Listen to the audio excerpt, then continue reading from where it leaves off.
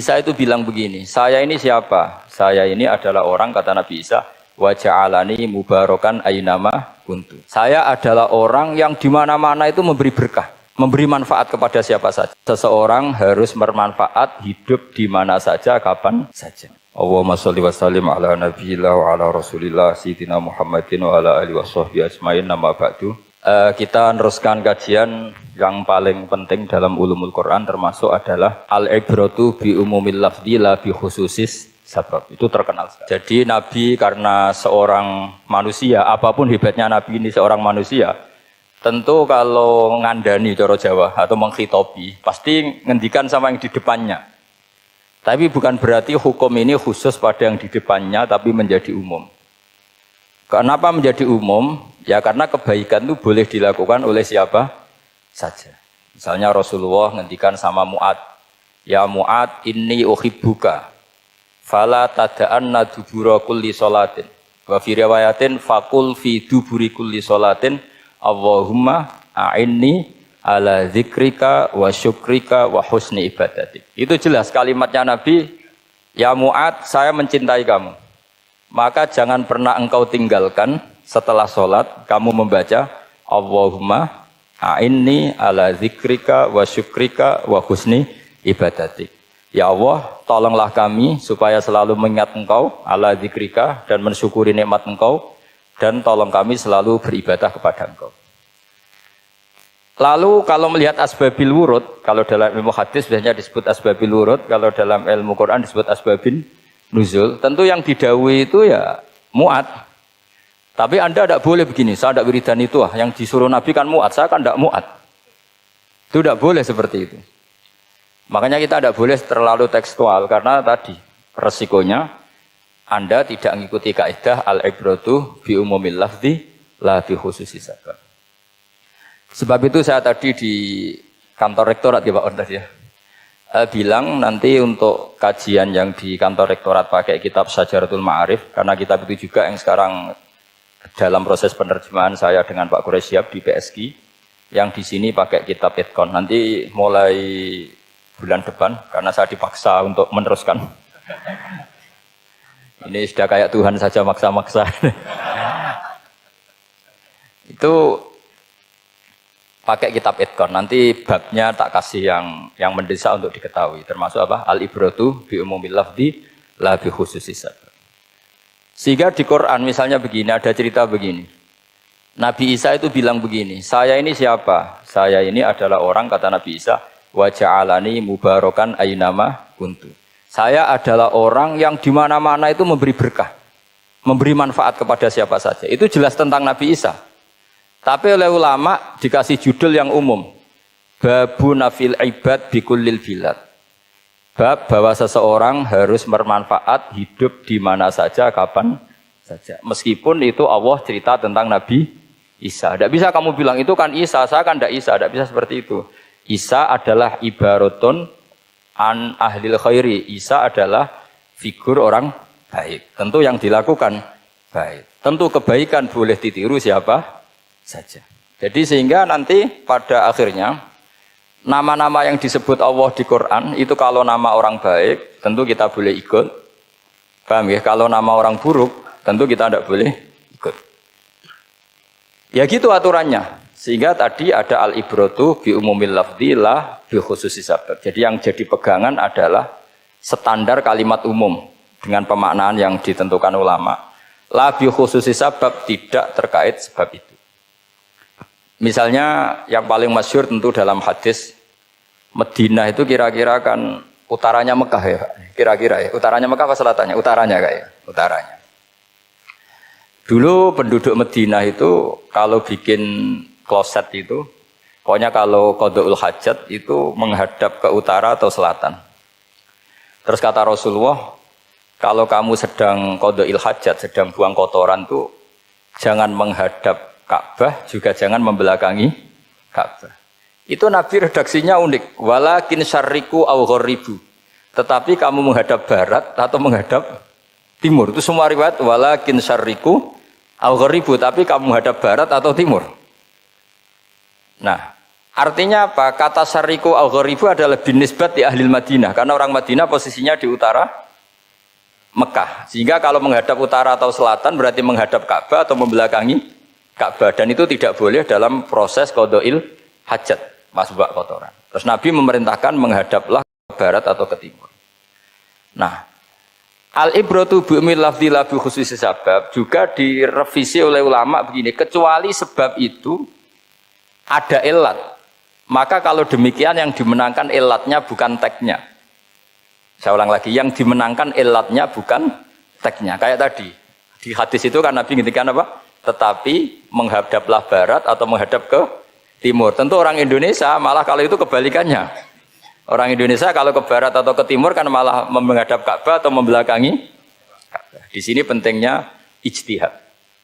Dan ijtihad ini lazim, bukan harus Imam Syafi'i atau Imam Malik. Semua orang normal pasti tahu proporsi kalimat tadi.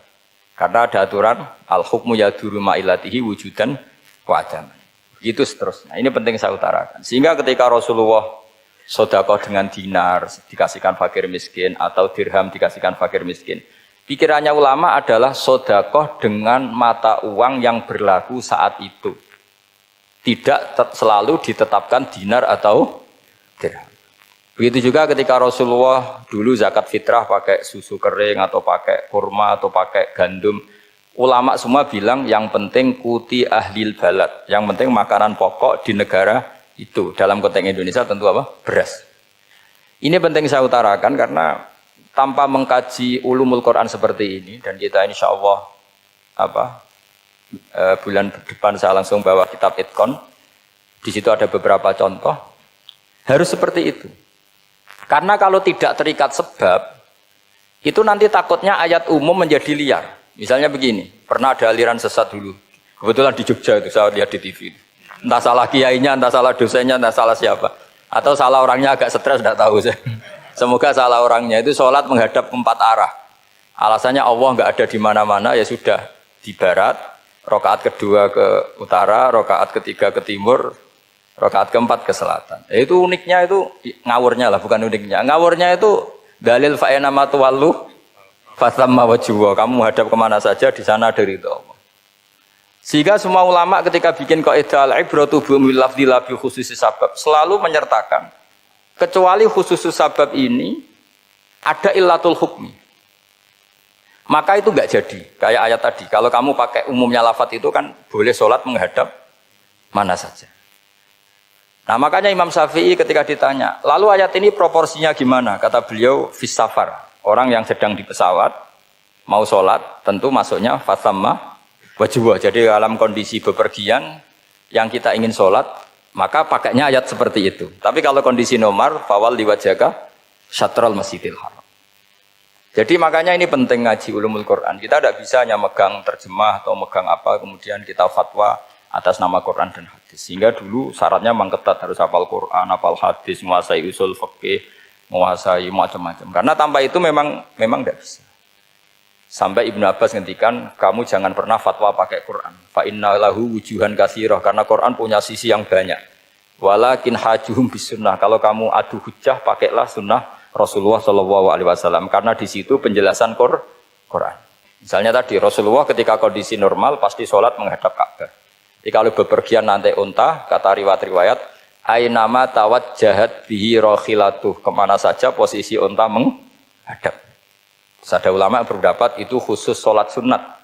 Kalau sholat fardu dalam kondisi ada punya mobil harus berhenti. Ini madzhab Syafi'i. Jika misalnya saya, Pak Harsoyo, Pak On, bawa kijang, mobilnya sendiri, kalau sholat fardu jangan mentang-mentang pakai kendaraan terus menghadap sekenanya. Kalau mau ke Banyuwangi berarti menghadap ke timur, enggak, itu yang boleh hanya sholat sunat. Kalau sholat fardu harus berhenti. Karena kijang ini dalam kendali Anda. Kecuali dalam surah yang kendaraannya tidak dalam kendali Anda. Misalnya kita naik pesawat. Jadi harus dibedakan. Jangan mentang-mentang Nabi sholat di unta kemana saja menghadap. Tapi konteksnya kan unta ini, cara berpikir unta ini dalam kendali Nabi. Tapi kalau pesawat kan tidak. Jelas ya? Jadi makanya ini pentingnya proporsional. Jadi kalau kita naik kijang misalnya mau ke Banyuwangi, kalau waktu duhur ingin sholat ya harus berhenti. Karena yang aina matawajjahat bihi rakhilatuh, kemana saja kendaraan membawa kita, itu dalam konteks sholat apa? Sunnah. Jadi ini pentingnya ulama. Ini yang dikatakan al ulama warasatul apa? Anbiya. Karena sanad ini musalsal terurut sampai Rasulullah SAW. Terus ada lagi ayat umum yang akhirnya jadi judul umum. Misalnya begini. Kita tahu cerita Nabi Khidir, di antara ceritanya ada satu kampung itu pelit. Makanya orang pelit itu wajib didendami. Karena Nabi pun itu baik-baiknya orang. Kalau sama orang pelit tetap dendam. Karena buruk-buruknya orang itu orang pelit. Tahu kan alamatnya orang pelit? Qoribun minan nar, ya dekat-dekat neraka itu kira-kira. Kalau al-bakhil qoribun minan nar, ba'idun minal jannah. Jadi kalau sama tanya alamatnya ya dekat-dekat neraka. Singkat cerita Nabi Musa dan Nabi Khidir itu kecapean sekali masuk satu kampung. Karena saking kecapean, lapar, minta kampung itu menyediakan makanan. Istatama itu mereka minta makan, saking laparnya, saking karena di perjalanan yang melelahkan. Istatama ahla fa'abau ayyudayyifuhuma. Tapi kampung situ kampung pelit. Jika semuanya tidak mau yang ngasih apa? Makan. Tapi pas mau keluar dari kampung, ada tembok, ada kayak prasasti itu, yang mau roboh. Yang mau apa? Roboh. Terus sama Nabi Khidir, tembok yang mau roboh ini ditata. Ditata jadi baik lagi. Nabi Musa kata Nabi Musa, kok kurang pegawaian mau medit, pagri mbok urusi. Jadi makanya dendam sama orang meditnya agak sunat. Karena Nabi Musa juga marah sama Nabi Khidir. Orang kayak kampung kayak begitu pelit kok temboknya apa rusak kamu benahin gitu. Terus Nabi Khidir menjawab, wa amal jidaru fakana lulamaini yatimaini fil madinati wa kana tahtahu kanzul lahuma wa kana abuhuma sholihah. Begini loh, tembok ini adalah penyimpan harta. Penyimpan harta untuk anak yatim. Bapaknya dulu itu soleh. Artinya terus dibabkan oleh ulama. Babu ikrami sibyanil mu'minin. Bab kita memuliakan anak-anak orang soleh. Sehingga dalam adat kita menghormati Habib, menghormati Gus, menghormati anak pahlawan, menghormati orang-orang yang dulu berjuang kepada untuk Indonesia. Karena di antara yang dipertimbangkan Nabi Khidir adalah wa kana abuhuma sholihah. Tentu kita menghormati putra-putri yang dulu mendirikan UII, macam-macam. Ya tentu proporsional, tapi tetap saja dapat poin dulu atas nama putra pahlawan, putra orang-orang soleh. Karena Nabi Khidir ketika mempertimbangkan itu, alasannya wa kana abuhuma sholihah. Fa'arada rabbuka yablugha ashuddahuma wastakhrijakan zahuma. Tentu Allah ingin kalau tembok ini roboh, kemudian kelihatan khazanahnya atau tabungannya, nanti dipakai orang-orang dolim. Kalau dipakai orang dolim, maka yang berhak tidak mendapatkan. Sama, negara ini itu dimerdekakan oleh para pahlawan supaya dikelola secara kesolehan, supaya dikelola secara orang baik. Maka orang soleh semua harus ikut kompetisi dengan tanda kutip merebut negara. Karena apa? Tapi tentu tidak perlu chaos, tidak perlu anarkis, karena tentu kemerdekaan ini dibela-belain supaya kita jadi baldatun thayyibatu wa rabbun ghafur. Sama, pertimbangannya Nabi Khidir, kalau ini kebongkar, tersibak, pasti diambil orang-orang dolim. Dan akhirnya yang yatim tadi tidak dapat. Akhirnya dibabkan lagi di bab tertentu. Bab menjaga harta supaya tidak dikuasai orang dolim. Jadi akhirnya menjadi sekian varian ilmu. Pertama, varian ilmu bab menghormati anak orang soleh. Terus bab supaya harta ini tidak dikuasai orang zalim dan seterusnya dan. Nah, saya harapkan nanti dengan ulumul Quran kitab Itqan itu nanti aturan-aturan seperti itu tertanam pada Anda. Sehingga sebetulnya ulama fikih yang ngarang kitab sampai satu boto-boto itu sebetulnya ya normal-normal saja. Kalau sampean sudah mengkaji ilmu yang kayak saya kaji itu normal-normal saja. Misalnya begini, saya beri contoh ya. Orang munafik itu disifati Allah gimana? Wa idza qamu ilas sholati qamu kusala. Orang-orang munafik adalah orang ketika mau sholat itu bermalas-malasan. Terus kitab Fathul Mu'in atau Fathul Wahhab atau kitab semua kitab fikih bikin judul gini. Saya masih ingat takbirnya. Wa yusannu nasyatun li sholatin. Disunatkan kalau sholat itu ketok gumrigah, ketok semangat. Fa inna Allaha ta'ala dzamma tarikihi, karena Allah mengkritik atau menyalahkan orang yang kalau sholat itu tidak nasyat, tidak gumregah, tidak semangat. Mergo seperti itu adalah fi'lul munafikin, perilakunya orang munafik. Terus ditulis wa idza qamu ila sholati qamu kusala. Artinya di situ Allah mengkritik orang munafik. Kenapa? Karena kalau sholat males-malesan. Anda ingin bersifat kayak orang munafik apa bersifat kayak Rasulullah? Tentu ingin seperti Rasulullah. Kalau ingin seperti Rasulullah ya wasari'u ila maghfiratim mir rabbikum. Kalau ada kebaikan harus cepat-cepat, harus disegerakan. Nah, sehingga nanti babnya ya sudah tidak tentang orang munafik. Babnya begini, babul musara'ah ilal khairat wa tarkil kasli. Bab bergesa-gesa atau bergegas dalam kebaikan dan meninggalkan malas. Jadi tidak lagi tentang sholat, tapi tentang kebaikan apa saja. Jadi kalau kamu punya hutang bisa nyaur jam 7, nyaur jam 9 pasti disalahkan Allah. Karena bisa saja dalam 2 jam ini kita mati. Paham ya? Begitu juga kalau kita sholat bisa awalal waktu, kenapa tidak awalal waktu? Meskipun akhir waktu ya dibolehkan. Itu ya tadi babnya ya tentang wa idza qamu, orang munafik itu ya seperti itu. Akhirnya apa? Ayat ini turun tentang orang munafik tapi pemaknaannya umum.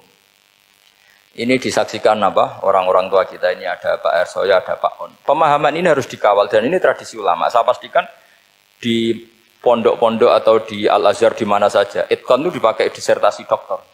Jadi kalau betul nanti kita mengkaji itu sudah doktor semua, doktor tafsir semua, dadaan maksudnya. Memang itu mau tidak mau dan itu mudah sekali. Saya ulang lagi itu mudah sekali. Kenapa kata Imam Syafi'i fa innal uqula mutarratun ila qabril haqqi, karena akal itu dipaksa untuk menerima kebenaran. Ciri utama kebenaran kata Rasulullah matma'an nabi qabr. Jadi menerima itu pasti clear. Makanya disebut kebenaran itu ma'ruf, mudah dikenali. Sesuatu yang salah bahasa Arabnya itu mungkar, angkarohul aklu, akal itu tidak nyaman. Makanya disebut apa? Munkar, sesuatu yang diingkari. Akal itu asing.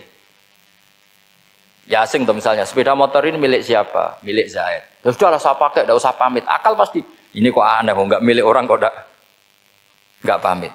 Akal pasti nggak terima. Makanya agama itu hanya menerima al-ma'ruf yang mudah dikenali dan menolak al-mungkar, sesuatu yang akal itu enggak. Jadi Imam Bukhari ketika ditanya, kenapa kamu salim itu bisa mensarai sanad-sanad Rasulullah? Kata beliau, kalau kamu akalnya normal itu ya gampang saja. Terus ditanya, contohkan. Beliau contohnya begini. Pernah syurrahul hadis, para pensarah hadis itu habis otaknya. Gara-gara Imam Bukhari bikin judul begini. Babu sihhati tolakil akhros. Ingat-ingat ya. Babu sihhati tolakil akhros, bab sahnya tolaknya orang bisu. Orang bisu itu orang nggak bisa ngomong tuh kalau bahasa Jogja. Bisu ya? Bisu. Bisu itu cerita bab sah tolaknya orang akhros. Ternyata apa? Sekian riwayat yang dipakai itu begini. Ana wa kafilul yatim kahataini fil jannah. Nabi pernah ngendikan saya dan yang merawat anak yatim kahataini fil jannah. Wa asyara bi musabbihatihi wal wusta. Pokoknya Nabi ngendikan begini. Paham ya? Maksudnya apa? Betapa yang rawat anak yatim itu sangat dekat dengan apa? Dekat dengan Nabi di apa? Surga. Terus hadisnya berikutnya asyahru hakada pakai tangan 10, ahakada wa hakada wa hakada berarti 30. Asyahru hakada wa hakada wa hakada berarti berapa? 29. Terus berikutnya hadis Aisyah sholat lama, terus ditanya orang di tengah-tengah sholat, Aisyah kenapa sholat lama? Fa'asyarat nahwas sama. Kemudian Aisyah memberi isyarah nahwas sama. Ternyata saat itu gerhana apa? Mata. Itu surahul hadis bingung semua. Ini cerita tolaknya orang bisusah kok ngelantur kemana-mana. Ternyata maksudnya Bukhari begini, maksudnya Imam Bukhari. Penjelasan yang namanya tolak itu kan sihot, ya sihot, tahu sihot akad lah kalau dalam bahasa Jogja mungkin. Kalau kamu nikah kan angkah tuka wazawazduka terus bilang apa qabil tu nikahaha wa taswiyah. Terus kalau kamu menceraikan istri kamu bilang kamu saya ceraikan. Yang dikatakan sihot itu adalah ekspresi atau implementasi dari sesuatu. Misalnya kamu ingin tolak, bilang saja tolak. Kalau kamu ingin muji orang, bilang saja begini. Pasti itu maknanya muji. Kalau ingin menyemooh, bilang begini. Nah, artinya gini, kalimat itu bisa digenti isyarah. Saya ulang lagi, kalimat itu bisa digenti. Buktinya Nabi mengisyaratkan saya dekat, bilang begini. Paham ya? Aisyah bilang gerhana hanya bilang begini. Nah, kalau begitu orang yang bisu ya punya cara menceraikannya. Dia cukup melakukan isyarat. Yang isyarat itu pasti difahami sebagai cerai. Artinya kalau orang memahami Quran hadis seperti itu, hal-hal yang mungkin nggak terlintas dalam pikiran Anda, ternyata itu jadi dalil. Artinya apa? Rasulullah yang bisa ngendikan saja kadang menjelaskan sesuatu pakai isyarah. Nah, dengan demikian terus jadi rumus al-isyarah al-mufhimah bimanzilatin nutqi. Isyarah yang memahamkan sama dengan ucapan. Sehingga ini pengganti ijab qabul. Itu cara-cara memahami istihad, memahami Quran dan hadis. Caranya gimana? Kita harus belajar ulumul Quran. Ya, perangkat yang dipakai seluruh dunia termasuk kitab Itqan itu. Dan kitab Sajaratul Ma'arif itu yang saya kaji dan dikaji seluruh ulama di dunia. Karena saya tidak biasa ngaji tanpa kitab yang perlu kita kaji. Saya sendiri itu bisa seperti ini ya barokahnya kitab-kitab itu. Jadi gak terlintas tapi ya tadi. Rasulullah yang bisa ngendikan saja, sering iktifa, sering ngalap cukup dengan apa? Isyarah. Oh kalau gitu berarti al-isyarah bimanzilatin nutqi. Isyarah itu sama dengan ijab dan qabul. Apalagi ini orang akhros, orang bisu yang nggak bisa ngomong. Lalu kalau tolak kayak apa, kalau nikah kayak apa? Ya, tapi Imam Bukhari itu uniknya tadi bikin judul Babu Sihati Tolakil Akhros, kemudian cerita anak wa kafilul yatim. Nah, itu kalau orang kan nggak sambung, ini sambungnya di mana? Kok malah cerita anak yatim? Ternyata kata kuncinya kahata ini seperti ini dan orang paham sangat sangat. Makanya hati-hati dengan isyarah karena kalau itu betul mengganti lafadz, berarti Anda kalau nyun sewu melafatkan tolak terganti isyarah, ya agak masalah itu. Tapi semoga enggak lah. Istri satu kok dicerai nanti nggak punya istri, nanti malah repot. Tapi ini kan saya cerita ilmu saja. Ya saya cerita apa? Cerita ilmu. Jadi kalau ada orang bilang semua yang ada di dunia itu ada di Quran. Itu caranya ya seperti ini. Jangan kayak orang-orang yang terlalu tekstual. Karena kalau seperti ini pasti semua ada di dunia itu ada di Quran. Karena cara pemahamannya seperti ini. Saya sering ditanya kenapa bumi ada likuifaksi macam-macam. Memang dari Quran bayangannya Quran seperti itu. Amin tuman fis sama ayyakhsifa bikumul ardo fa idahiyya tamur. Memang dari awal Allah bikin bumi ini potensinya malah likuifaksi. Potensinya itu melumer. Tamur itu memang maknanya melumer. Dan ketika Allah nyifati bumi wal ardi dzatis sod, sod pun maknanya pecah.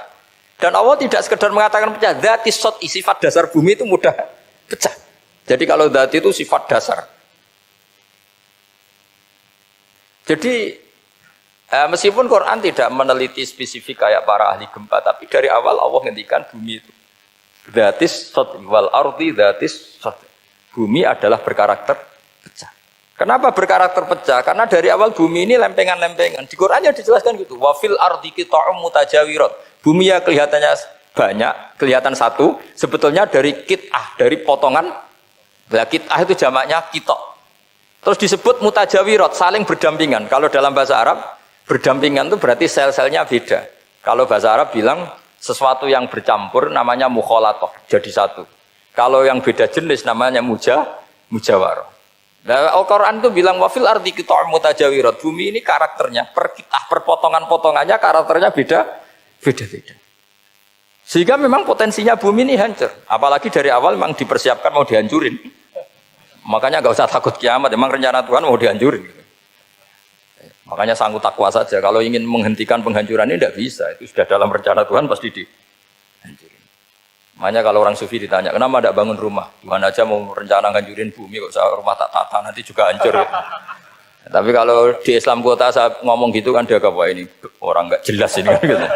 Padahal yang kedonyan itu yang nggak jelas sebetulnya. Tapi ini saya cerita jadi supaya UII ya, yang didirikan ulama-ulama. Saya masih ingat ketika Profesor Zaini cerita, Pak Zaini saya ini kan kiai, saya tidak punya gelar apa kok jenengan minta bantuan ini.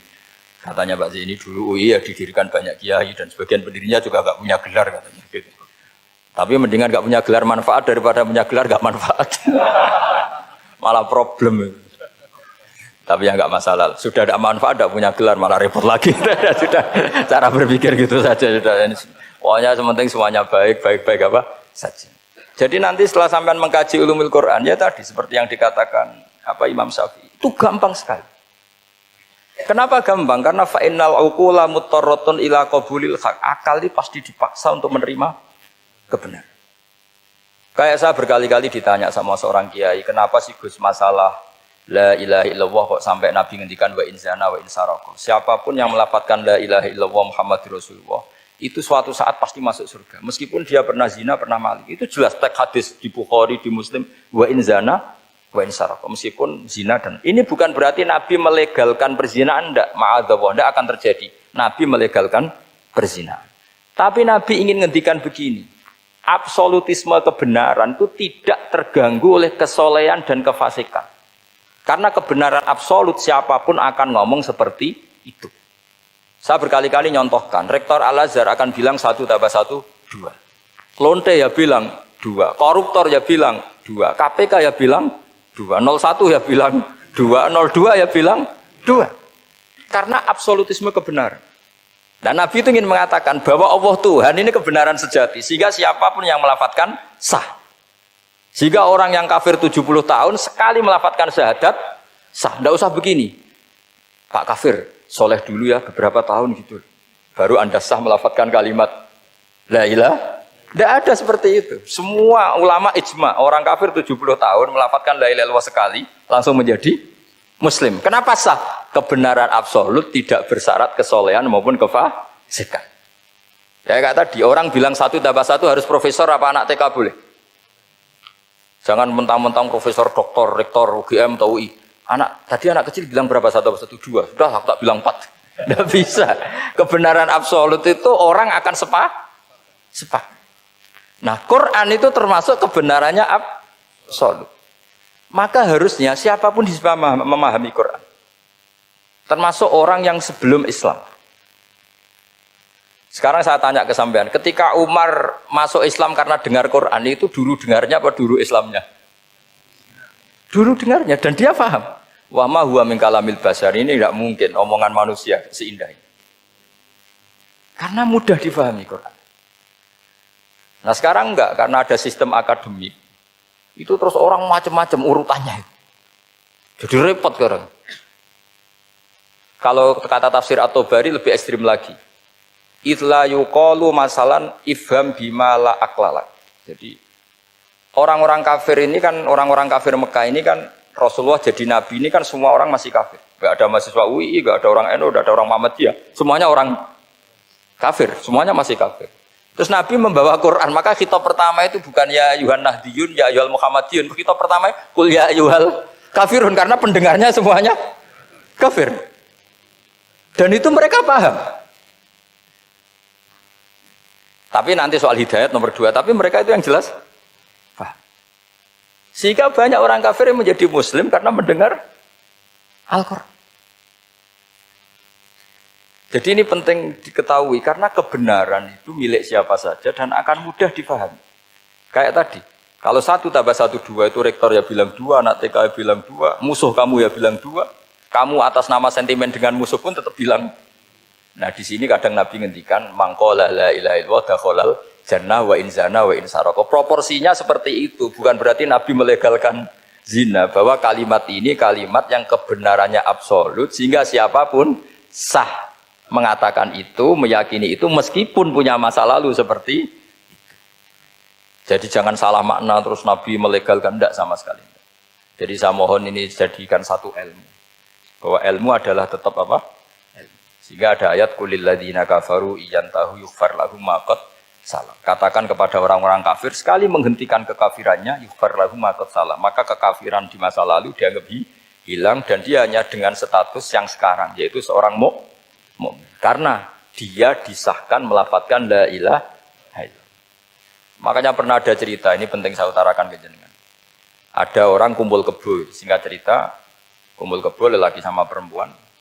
Suatu saat Nabi dikasih tahu sama tetangganya, ya Rasulullah, orang yang biasa kumpul kebo itu sekarang sudah nikah. Jawabannya Nabi unik. Alhamdulillah, kira-kira gitu kalau bahasa Indonesia, qad kharaja min sifahin ila nikahin. Dia sudah keluar dari tradisi zina, sekarang dia sudah dengan kehormatan nikah.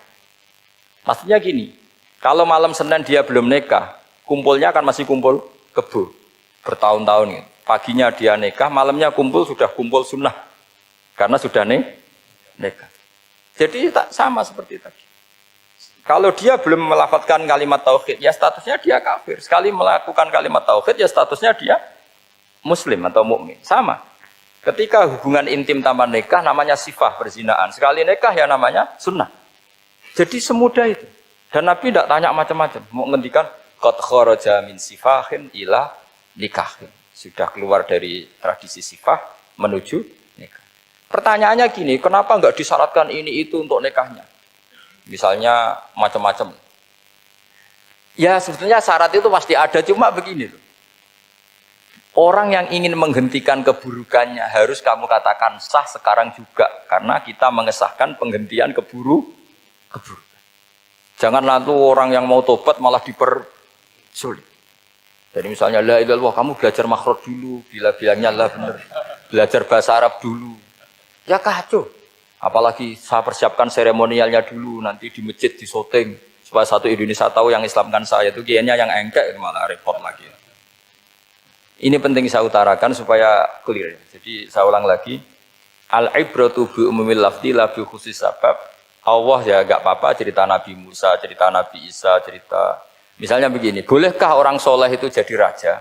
Jawabannya harus bilang boleh. Karena Allah pernah menfigurkan tokoh soleh yang bernama Sulaiman dan Daud. Dan beliau adalah raja. Ketika Imam Syafi'i ditanya, bolehkah orang Islam tidak kawin? Ya asal dia ada zina ya boleh. Karena Allah menyebut hamba yang soleh dan sebagian mereka tidak nikah. Yaitu Nabi Yahya dan Nabi Isa. Yaitu wasayyida wa hasura wa nabiyya minas sholihin. Jadi cara berpikir Imam Syafi'i gampang. Bagaimana hukumnya orang Islam yang enggak nikah padahal dia tapi asal gak zina loh ya. Ya jawabannya ya boleh. Karena Allah mensifati Nabi Yahya dan Isa dengan status hasur. Tidak apa? Nikah. Bolehkah seorang soleh jadi raja? Ya boleh. Daud dan Sulaiman itu seorang soleh dan jadi raja. Bolehkah orang soleh itu fakir? Wah sudah banyak. Gak usah dibolehkan sudah banyak. Kan? Jadi gampang sekali Quran di depan ahlinya itu.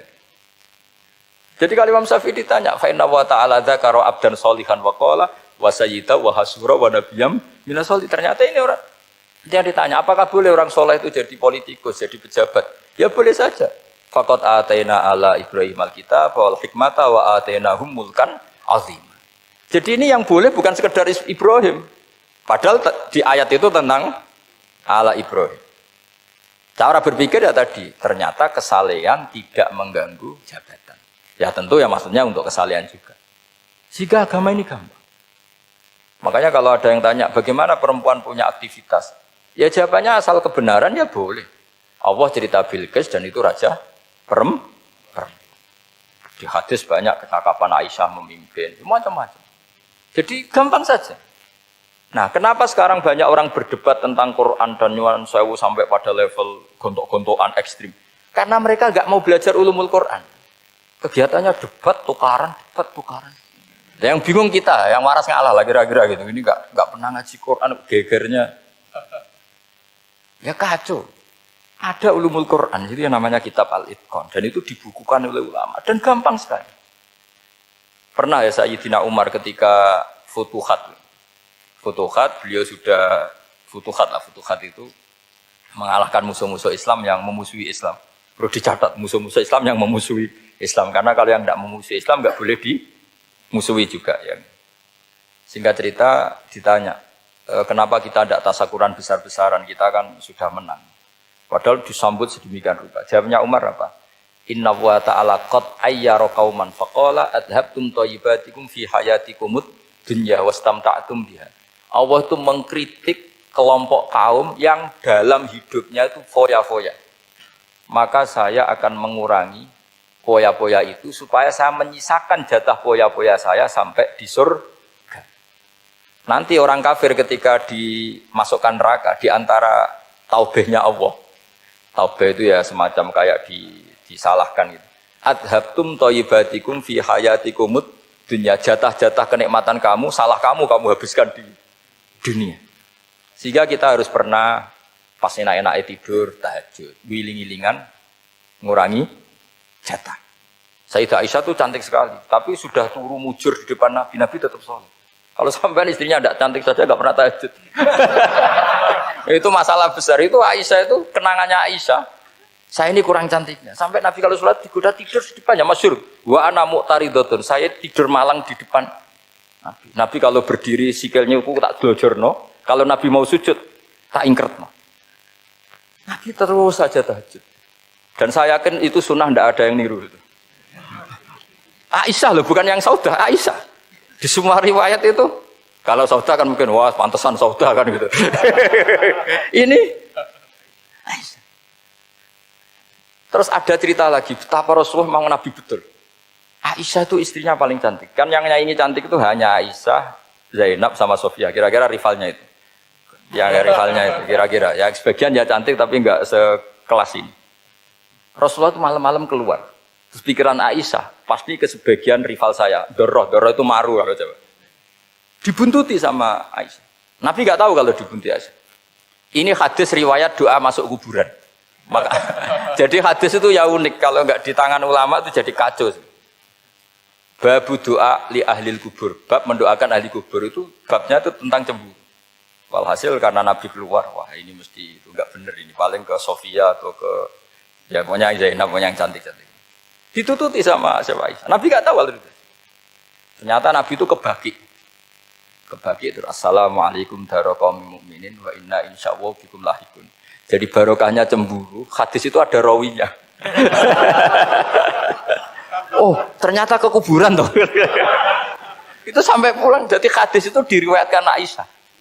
Ghirtu itu cemburu. Saya ini cemburu sama Nabi. Malam-malam keluar tak tututi juga mau kuburan. Lah sahabatnya tanya muridnya Aisyah, lalu baca apa? Assalamualaikum warahmatullahi mu'minin wa inna insyaallah bikum lahikun. Kalau sampean kan enggak dibuntuti tok bar tenan.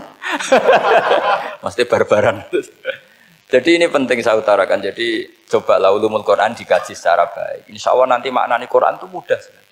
Karena memang sesuatu itu harus ada ilmu. Ya sesuatu itu harus ada ilmu. Banyak ulama itu nangis karena mudah memahami rahmat Allah. Abu Yazid Al-Bustami itu jadi wali bukan karena banyak wiridannya, enggak. Dia setiap makan itu memuji begini, ya Allah, engkau itu tidak butuh saya, tapi kenapa ngasih makan saya? Kalau majikan ngasih makan karyawannya kan supaya mau kerja. Semua kebaikan manusia itu pasti ada imbalannya. Tapi engkau itu tidak butuh apa-apa, kenapa ngasih nikmat kepada manusia padahal engkau tidak butuh? Itu kan aneh betul. Kalau apapun ikhlasnya orang, kalau ngasih itu kan ada maunya. Meskipun sudah bilang ikhlas. Oh sudah, tapi kalau Allah itu tidak butuh. Misalnya ada orang nyumbang masjid ikhlas, tetap di hatinya, benak Jumatan Par, Quran yang dindi, tetap ada kepentingannya. Tapi kalau Allah, sehingga cara mensifati Allah itu luar biasa. Makanya orang jadi wali itu diantara kata Rasulullah, Inna woha la yardu anil abdi idha akalal aklah fayahmaduhu alaiha au yashrubah syarbah fayahmaduhu alaiha. Allah itu sangat ridho. Orang jadi wali itu kan diridani Allah. Allah itu sangat ridho kalau seseorang makan kemudian dia muji Allah. Coba apa hebatnya Donald Trump kalau gak makan ya lemes mati. Apa hebatnya presiden seluruh dunia kalau gak makan ya lemes mati. Orang yang katanya paling top di dunia, itu nak gak makan kangkung nyatanya ya lemes. Hebatnya di mana? Yang kita puji-puji hebat, ternyata kalau nggak makan itu lemes. Pak Rektor nggak makan lemes, apalagi Pak Onwel nggak makan lemes. Hebatnya apa coba? Nah, terus kelihatan wa khuliqal insanu dhaifah. Makanya ketika Allah mengingatkan orang yang menyembah Isa, Allah hanya menghentikan gini, kana yakulani to'am. Isa dan ibunya itu makan. Maksudnya kalau nggak makan itu ya lemes. Kamu kebayang nggak punya Tuhan terus, Pak Tuhan jangan lemes, monggo darian. Kayak apa malunya kita punya Tuhan kalau nggak makan apa? Lemes. Terus nanti cerita, alhamdulillah tadi Tuhan mampir sini. Tadi lemes lah tak kasih makan, bergas lagi. Kan? Makanya orang kritiknya mau sederhana. Karena ya kula anitoam. Kok kamu Tuhan kan gimana? Ini kalau nggak makan itu. Tapi kita sering keliru mengatakan Presiden Amerika itu super power hebat. Hebatnya di mana seorang manusia? Kalau nggak makan ya. Ini makanya Allah ngendikan wa khuliqal insanu dhaif. Sehingga banyak para wali itu dekat Allah ketika makan. Bukan apa-apa karena tadi makannya itu tidak kayak sampai anak makan banyak lahap segala-galanya udah gitu. Itu tidak setiap makan ya Allah betapa lemahnya saya. Yang katanya rektor, yang katanya profesor, katanya orang alim kiai, katanya pengurus NU, pengurus Muhammadiyah ternyata kalau tidak makan lemes. Kerennya di mana lemes? Sehingga terus tawadu, terus macam-macam. Jadi ini penting. Jadi Allah mengingatkan manusia itu dengan makan. Makanya Nabi Rasulullah ngendikan Allah itu sangat ridho seseorang yang setiap makan muji Allah. Tapi sekarang orang makan itu banyak yang enggak menjiwai. Karena ada aturannya sebetulnya, ngunyahnya sampai sekian kali. Ya, tapi sekarang kan sudah ada seperti itu. Makanya sekarang wali sudah enggak banyak. Pendaftarnya juga sudah ada banyak. Apalagi orang-orang intelek itu sudah agak tertarik daftar wali. Memangnya kalau sudah jadi wali dapat uang, malah repot lagi kalau itu. Tapi ini saya cerita orisinilnya ilmu Quran. Ketika Allah mengkritik Isa itu hanya ketika dituhankan maksudnya. Itu hanya dengan kalimat kana yakulan itu Isa dan ibunya sama-sama makan. Dan ketika Allah memuja Rasulullah SAW dan para nabi, itu pujaannya itu aneh. Wa ma arsalna qablaka minal mursalin illa innahum la yakuluna ta'ama wa yamshuna bil aswaq. Saya tidak pernah menugaskan para rasul kecuali mereka itu ya makan dan jalan-jalan di pasar. Saya sampai sekarang hampir tiap minggu itu jalan-jalan ke pasar sama anak saya. Meskipun saya di Rembang Kecelok gede itu, tetap biasa saya jalan-jalan ke pasar. Karena apa? Kata Rasulullah Muhammad, Isa itu sampai dituhankan, itu gara-gara jarang makan. Terus orang memitoskan macam-macam. Rasulullah itu kalau makan itu di depan umum, sering di luar rumah. Supaya kelihatan kalau beliau itu manusia. Jadi makannya Nabi adalah nafyun li uluhiyati. Perlu dicatat Nabi Muhammad jadi Nabi setelah dengan tanda kutip tragedi Isa dituhankan. Karena Rasulullah jadi Nabi setelah tragedi Isa dituhankan, maka sisi manusianya itu diperlihatkan. Sampai kalau makan tuh di depan umum. Tapi enggak marung di KFC, enggak ada riwayatnya itu. Di depan umum.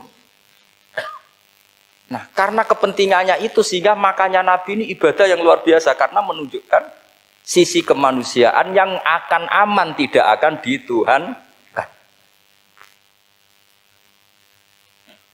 Paham ya? Sama. Seperti kita misalnya kiai atau pejabat. Makan saja enggak apa-apa. Tunjukkan kalau kita manusia. Kalau enggak makan lemes. Dan kalau itu terus dalam hati kita, insya Allah kita orang yang mengimani wa khuliqal insanu dha'ifa. Betapa manusia itu lemah. Nah, tapi kita sekarang enggak. Kalau kita jadi rektor enggak bisa mengendalikan satu kampus. Jadi kiai bisa mengendalikan umat. Pikirannya itu kayak Fir'aun. Dan di antara kesalahan Fir'aun adalah faqala ana rabbukumul a'la, bahwa saya bisa mengendalikan kalian semua. Maka dalam ilmu tasawuf yang pertama harus dihilangkan adalah sifat anania, bahwa karena saya. Tapi kalau orang mau jadi wali atau orang dekat Allah, kenapa saya sering menyebut kata wali? Sebenarnya khazanah wali itu ada di Quran, ala inna awliya Allahi la khaufun alaihim wa lahum yahzan. Cuma orang kota senangnya bakas intelektual. Wong desa senani bakas wali. Akhirnya banyak orang yang enggak wali modus pura-pura wali terus nipu orang. Jadi sama-sama ada korban. Yang intelektual juga sama. Seakan-akan lebih intelek dibanding wali ini. Makanya saya supaya bahasa intelektual ya ada di Quran, maksudnya terjemahannya ada, bahasa wali juga apa?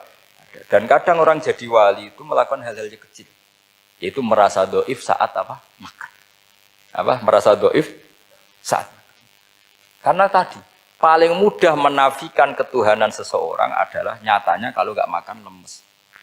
Paling mudah mendoifkan manusia yang katanya presiden superpower pun kalau nggak makan lemes. Apa artinya kehebatan manusia yang sehatnya bergantung nasi satu mangkok?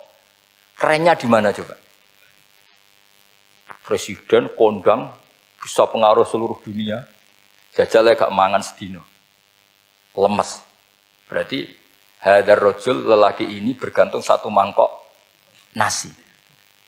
Hebatnya di mana coba? Makanya ada seorang raja angkuh datang ke seorang ulama. Saya raja bisa mengendalikan dunia. Kata ulama, tanya gini. Andaikan kamu tidak bisa minum, kemudian harus bisa minum kalau orang menukarkan kerajaan kamu. Kamu boleh minum, asal kamu tidak jadi raja. Apa kamu kasihkan kerajaan kamu ketika kamu harus minum dengan cara seperti itu? Misalnya di tengah belantara, kalau di Arab kan sering ada apa? Sahara itu ada padang pasir. Terus kata raja itu, ya saya milih minum. Kalau saya tidak minum mati, mendingan tidak punya kerajaan. La tafrah bimulkin la yusawi apa?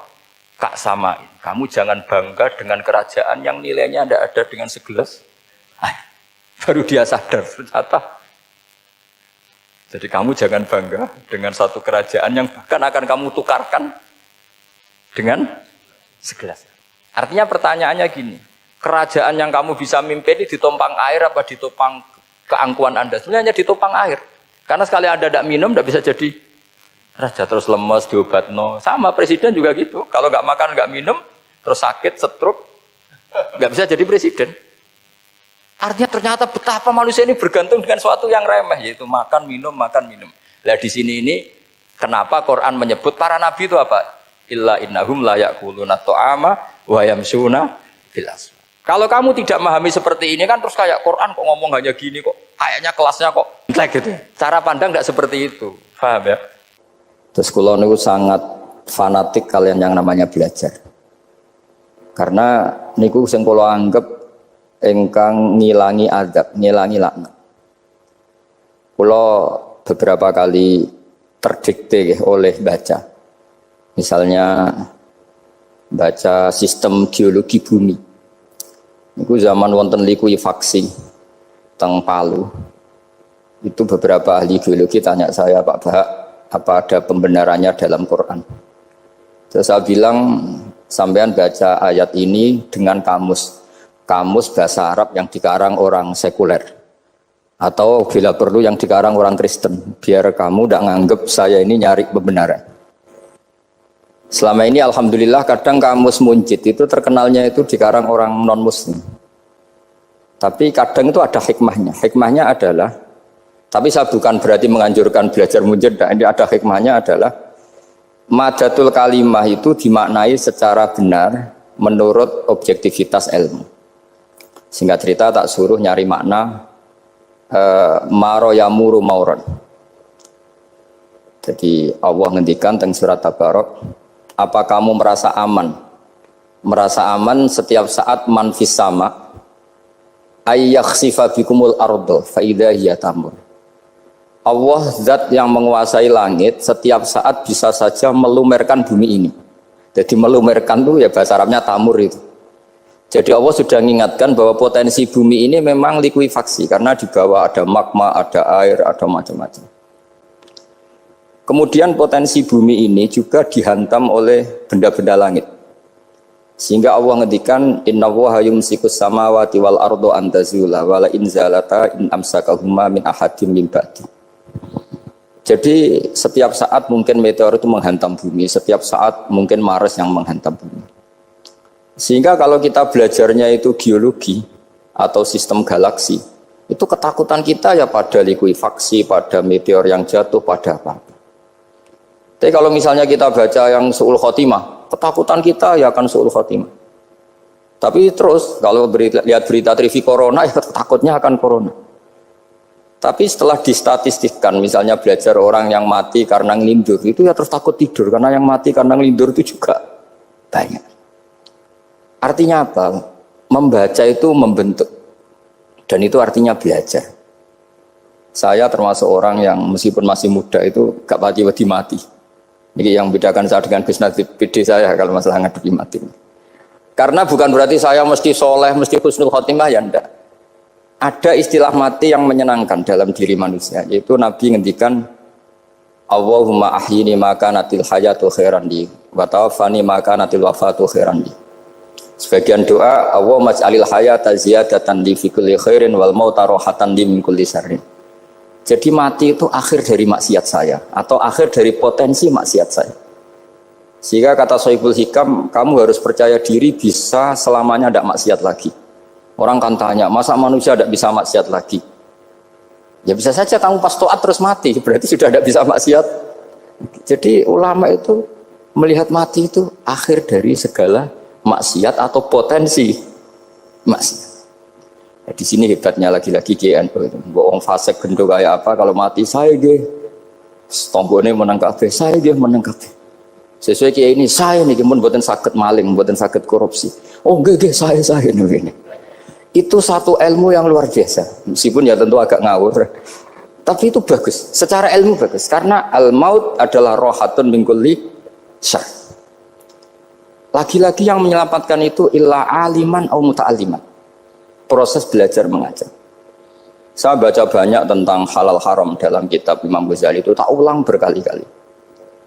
Saya itu dulu ya gak paham, karena kitab paling susah di bab Imam Ghazali itu menurut saya kitabul halal wal haram. Termasuk bagaimana cara ngelola amwalus salatin yang terkenal korup, sementara menyumbang kamu sebagai jaizah, sebagai hadiah untuk para kiai atau untuk para guru. Itu perdebatannya ulama itu macam-macam. Ada yang bilang haram karena itu potensi haram, atau memang benar-benar haram.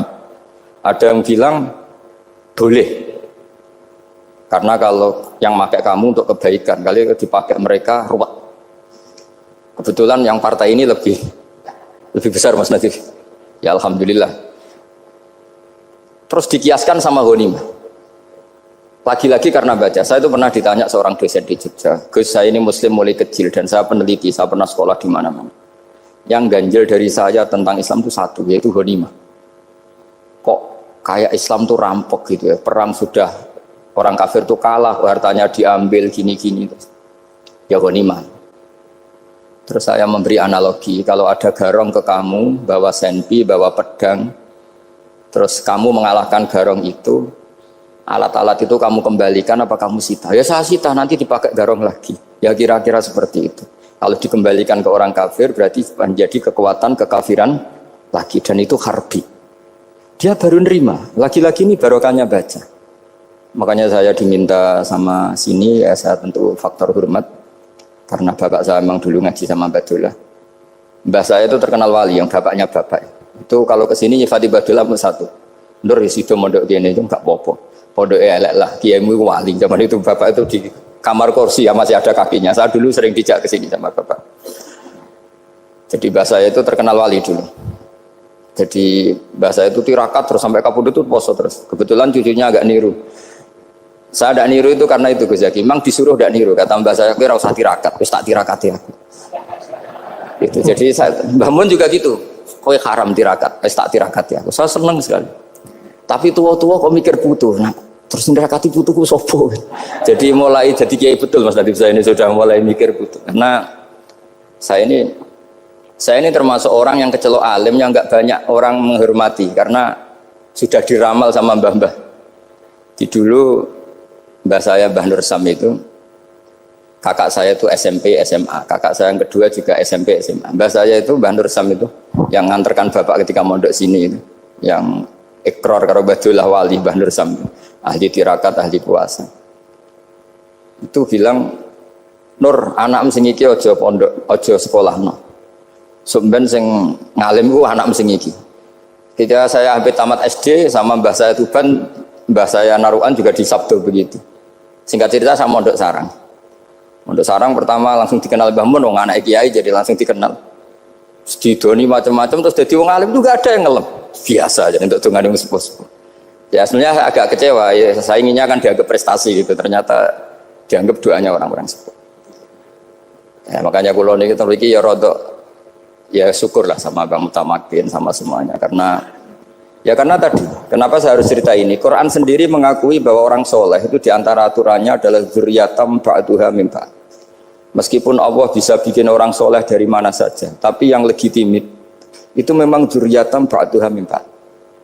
Dan kata dzurriyyah itu tasmalu auladal inas, kata Ibnu Hajar al-Asqalani, memasukkan turunan yang dari ibu. Meskipun tentu secara wali nikah atau secara disiplin nasab dari ibu itu tidak ngefek. Tapi dari segi fa'innal irqadassas, bahwa sistem tubuh kita itu tetap ada gen dari seorang apa? Ibu. Sehingga banyak ulama tafsir mengatakan dzurriyyah itu tasmalu auladal inas. Dzurriyyah itu memasukkan turunan dari apa? Ibu.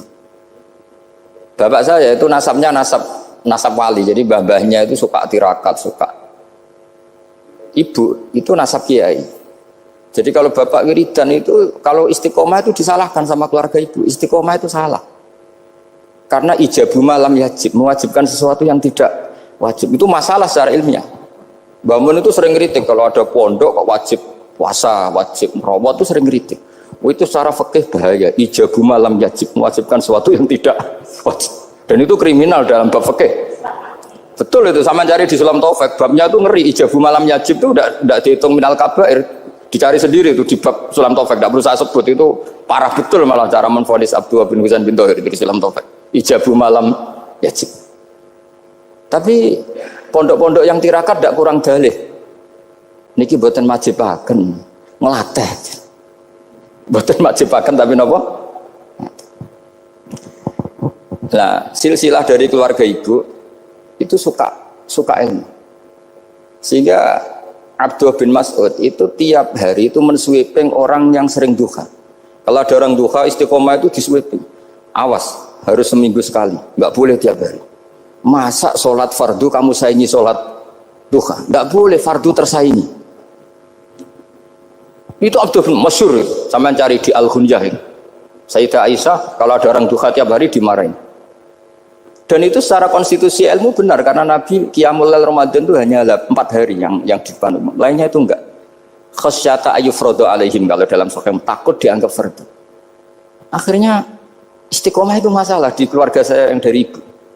Nah kebetulan kita ini suka ada istiqomah, akhirnya ya seperti ini. Tapi ini ilmu harus kita bicarakan. Tapi yang istiqomah, Bapak itu pengagum Badullah. Bapak itu suka sama istiqomah karena punya guru dulu Ki Zubaidi istiqomah, Badullah istiqomah. Tapi jangan kira Badullah itu hanya istiqomah. Saya punya sanad banyak, mungkin Gus Zaki lebih tahu. Sering saya diceritani Bapak. Badullah itu nak ambek wong fasih nemen-nemen iku ya rapati cocok. Senajan to majibno fasih. Tak takoki iki ngopo. Empuk nak ke fasihan darani wong awam untuk ganjaran. Mergo macane Quran gak fasih. Padahal untuk ganjaran mergo seneng Quran. Jadi terus tak takoki Bapak, niku saged damel syarat mboten? Ya ora kenek, pokoke ngono. Jadi go ngekrori.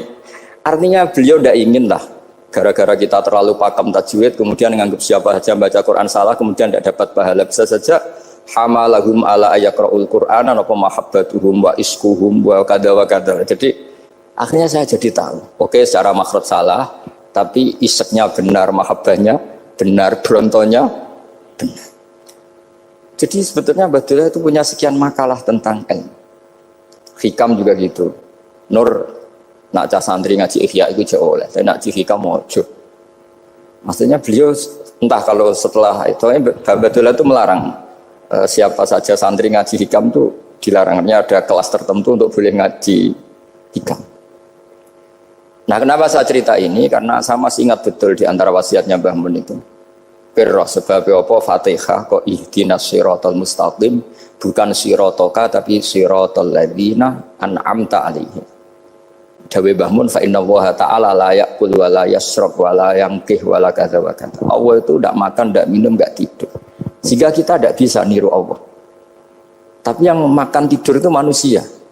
Sehingga kalau ingin dekat Allah ya niru siratal ladzina, bukan siratoka.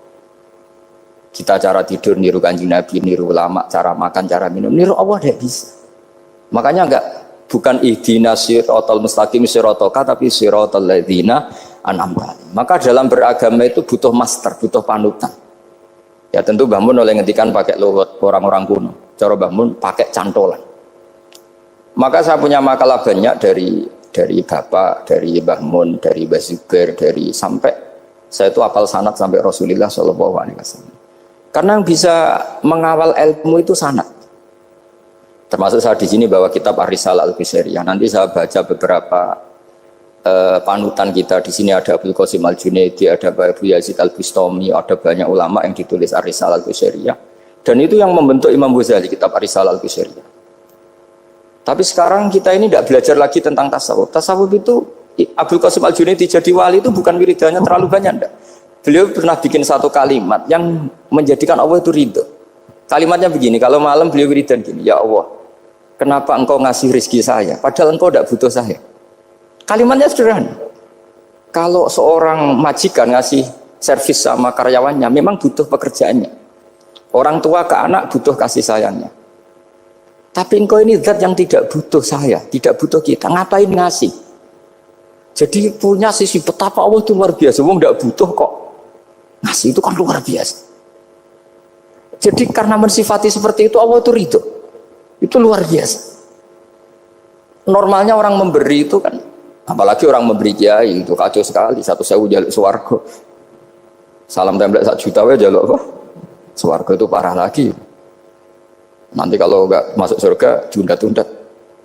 Itu ngeri lagi itu. 1 juta minta apa? Surga. Sayyidina Ali itu diantara sebabnya beliau dekat Allah itu karena muamalahnya sama Allah itu benar. Di antara muamalah itu yang diriwayatkan di kitab Ar-Risalah itu syariah adalah masyhur itu.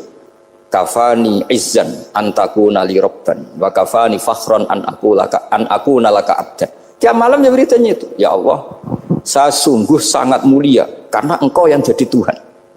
Coba kalau saya dituhani manusia yang mati atau dituhani siapa yang mati juga.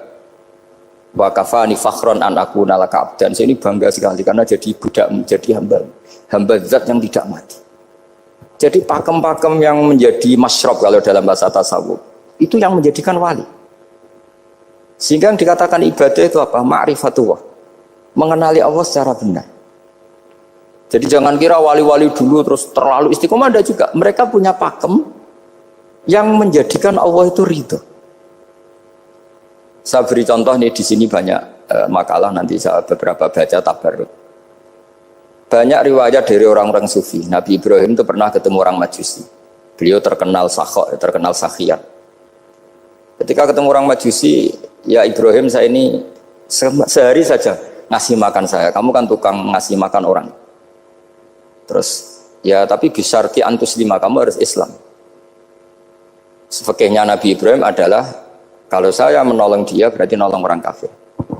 Setelah orang itu lewat berlalu karena Nabi Ibrahim nggak mau hormat, Allah memberi wahyu ke Nabi Ibrahim. Kenapa ya Ibrahim tidak kamu terima 1 hari, kamu kasih makan 1 hari? Ya karena dia Majusi. Kata Allah, dia umurnya berapa? 60 tahun. Tanyakan, pernah kelaparan kan hanya hari ini? Iya ya Allah. 60 tahun dia kafir tak kasih makan. Minta kamu sehari aja kok nggak boleh. Akhirnya Nabi Ibrahim dipanggil orang Majusi, dikejar dipanggil. Ayo tak kasih makan 1 hari. Kok kamu sekarang jadi baik? Habis ditegur Tuhan. Terus kata, ahakada yu'amiluni. Apa seperti itu Tuhanmu mengu'alamalai saya? Ya na'am. Akhirnya Islam orang Majusi. Jadi itu lagi-lagi ilmu. Jadi yang dikatakan ilmu itu satu teori atau kalimat atau apa saja yang menjadikan kita ini pakem. Meskipun pakem itu kadang sulit diterima orang-orang khusyuk. Orang khusyuk itu ya nyun sewu ada sisi nakalnya, makanya Mbah Mun sering kayak jargon masyhur. Zada khusyuan, zada jahlan, tambah khusyuk tambah bodoh. Bukan bodoh dengan makna salah itu enggak. Memang kadang terus anti ilmu. Misalnya gini, ini contoh yang karena saya ini mengkhidmati ilmu, saya beri contoh yang urusan ilmu. Ada orang sujud diinjek orang fasik, kepalanya diinjek orang fasik. Terus si orang yang sujud tadi ini ada di Sahih Muslim juga ada di Ihya. Wallahi la yaghfiru wa laka. Pakai sumpah, wallahi la yaghfiru wa laka. Allah langsung mewahyukan ke Nabi fi hadzal zaman, fi tilka zaman atau fi dzalika zaman. Man dzalladzi yata'alla alayya alla aghfira li fulan qad ghafartu lahu wa ahbattu amalak. Katakan ke orang itu, siapa yang mencatut nama saya yang hanya berstatus tidak memaafkan. Itu enggak fair. Saya ini Tuhan kok bisa yaghfir, bisa yu'adzib. Kok sifat saya tinggal 1 yu'adzib itu gimana? Dicatut separuh itu Allah tidak terima. Tapi kalau kita baca Quran, saya ini sama orang fasik ya benci. Saya ini orang soleh, setidaknya pura-pura soleh lah. Karena di depan para kiai. Tapi mau tidak mau. Ketika Allah mensifati dirinya tentang orang munafik gimana? Wa yu'adzibal munafiqina in sya'a au jatuh. Ini cocok tidak cocok, potensi memberi tobat itu ada. Meskipun sama kalau orang munafik, tapi ya tetap bacanya wa yu'adzibal munafiqina ya in sya'a au jatuh.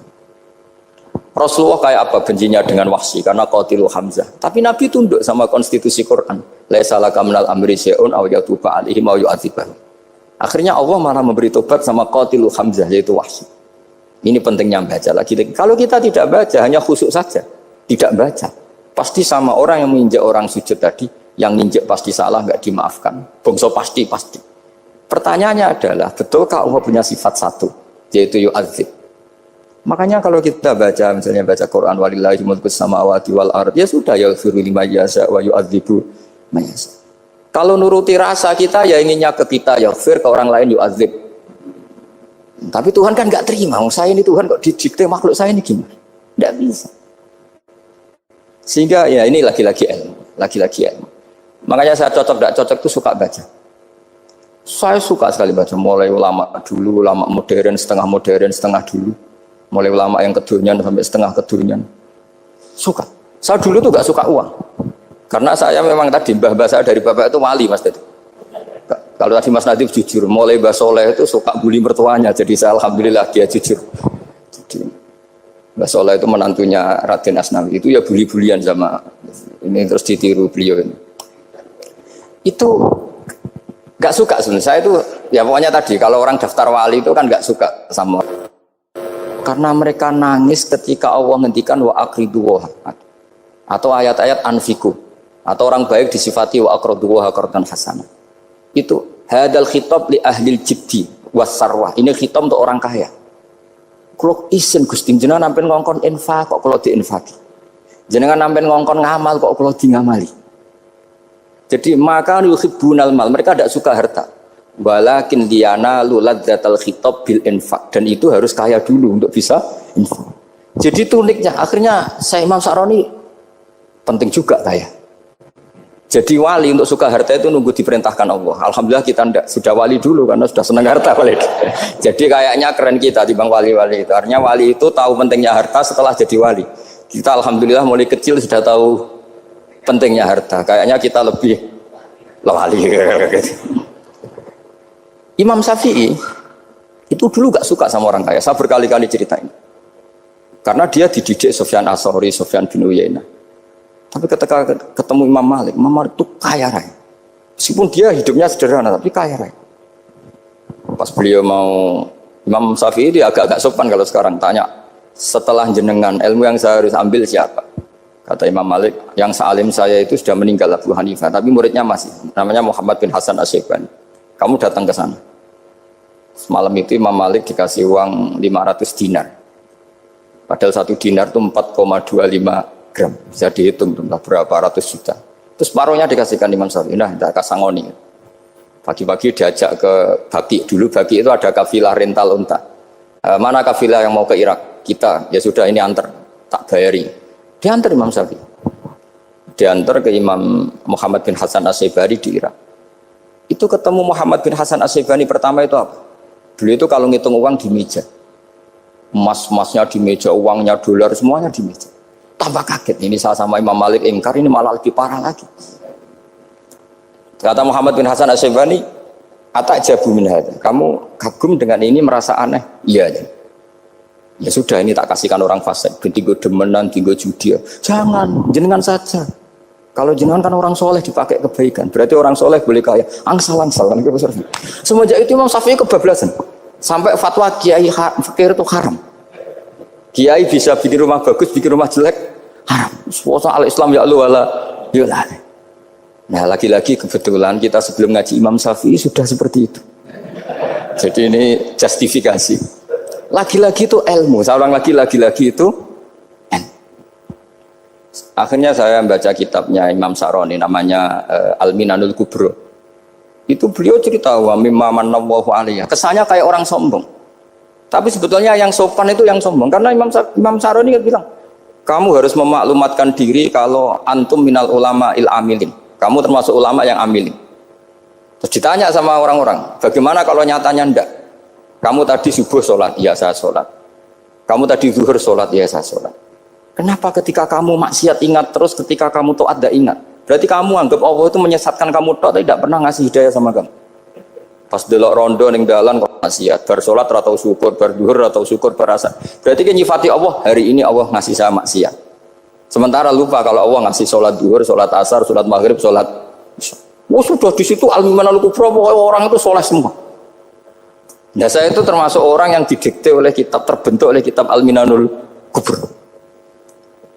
Jadi di situ hidup itu enak semua. Makanya saya itu masih ingat dialeknya dua orang alim. Nggak perlu saya sebutkan, ini agak sensitif karena ceritanya itu ada anaknya kiai mau nyalek. Karena dia anaknya kiai tanya, Mbah dalilnya nopo nanti yang kepengen jadi jabatan, mencari jabatan itu sah. Kalau yang jawab tak sebut nggak apa-apa namanya. Jawabnya Mbah Mun, oleh gak apa-apa. Nabi Yusuf juga boleh jabatan. Terus beliau baca qalat alni ala khuzainil ardi inni khafifun alim. Nabi Yusuf juga boleh jabatan ya Rabb. Didebat sama orang alim. Itu Nabi Yusuf, syariatnya itu mansukhah bi syariati Rasulullah Muhammad sallallahu alaihi wasallam. Setelah tamunya pulang, Mbah Mun dibantah gitu. Dari Mbah Mun gini bilang, anut kiai wae oleh pemenang anut nabi. Sama ingat kalimatnya. Anut kiai wae oleh pemenang anut. Artinya Nabi Yusuf kan minta jabatan ij'alni ala khuzainil ard. Jadi akhirnya semenjak itu fikih ilmu tadi saya ulang lagi. Akhirnya saya cari, termasuk saya disuruh bangun. Saya golekno dalile nak wong saleh kok oleh jabat. Hatinku, wong dalil kok diorder saya sempat. Ternyata saya cari-cari ya tadi am yahsudunan nasa alama atahum wa min fadlin faqad ataina ala Ibrahim alkitab wal hikmata wa atainahum mulkan azim.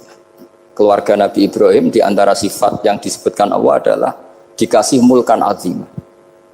Sebab itu akhirnya kiai Indonesia itu mazhabnya Safiyah semua. Politik ya kerso, jabat ya kerso, proposal ya kerso.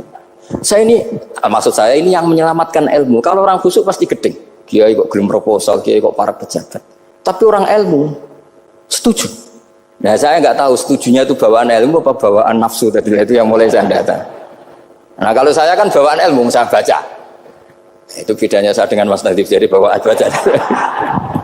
Karena kemarin saya dibully habis-habisan di Kudus. Saya tidak punya kesempatan bicara di menantunya Neng Mu'ah.